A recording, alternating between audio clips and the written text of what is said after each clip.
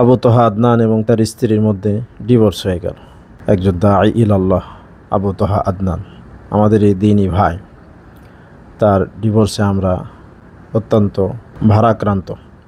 আবু তোহা আদনান ভাই হয়তো আবার বিয়ে করবে, নতুন একটা বউ পাবে। তার প্রাক্তন স্ত্রী সাবিকুন নাহার, সেও হয়তো বিয়ে বসবে, একটা নতুন স্বামী পাবে। এটা মূল বিষয় না।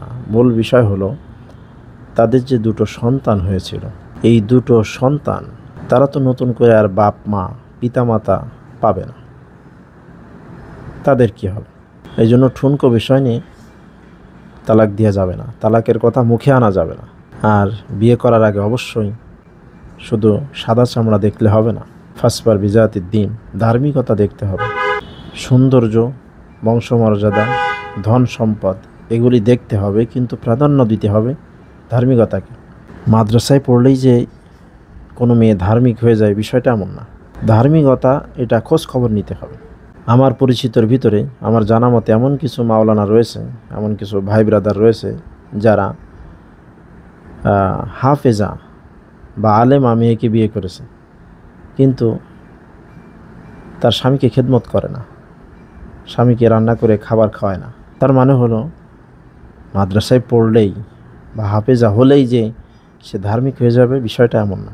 অনেক সময় দেখা যায় যে জেনারেল মেয়েরাও স্বামীকে ভক্তি করে, শ্রদ্ধা করে। তো এই জন্য হাফেজা হোক আলেমা হোক এটা ভালো, তবে দেখতে হবে, খোঁজ খবর নিতে হবে সে তার ধার্মিকতার ব্যাপারে। আপনি যাকে বিয়ে করবেন তার মা, অর্থাৎ আপনার হবু শাশুড়ি, তার ব্যাপারে, আপনার হবু শাশুড়ি স্বামীকে কেমন খেদমত করে ইত্যাদি ইত্যাদি বিষয়গুলো আপনি জানতে পারেন। সর্বশেষ বলতে চাই যে ঠুনকো বিষয় নিয়ে তালাক দেওয়া যাবে না, তালাকের কথা মুখে আনা যাবে না। আল্লাহ পাক সম্পর্ক টিকিয়ে রাখতে চান, শয়তান সংসার ভাঙতে চান। শয়তানের যারা অনুসারী রয়েছে তারা সবচেয়ে বেশি খুশি হয় সংসার ভাঙলে, স্বামী স্ত্রীর ভিতরে ঝগড়া লাগালে। সুতরাং শয়তানকে আমরা খুশি করব না। আর বোনেরা যারা রয়েছেন, আপনাদের কি বিয়ের আগে রান্না বান্না করা শিখতে হবে, ঘর গুছিয়ে রাখা শিখতে হবে। বিশেষ করে রান্নাটার ব্যাপারে অনেক মেয়েরা এটা শিখে না, অবহেলা করে, বা এটা চর্চা করে না, যার কারণে রান্নার গাফলতিতে স্বামীর সংসারে গিয়ে সে অনেক পরিস্থিতির সম্মুখীন হন, খারাপ পরিস্থিতির, অনেক সময় ডিভোর্স হয়ে যায়।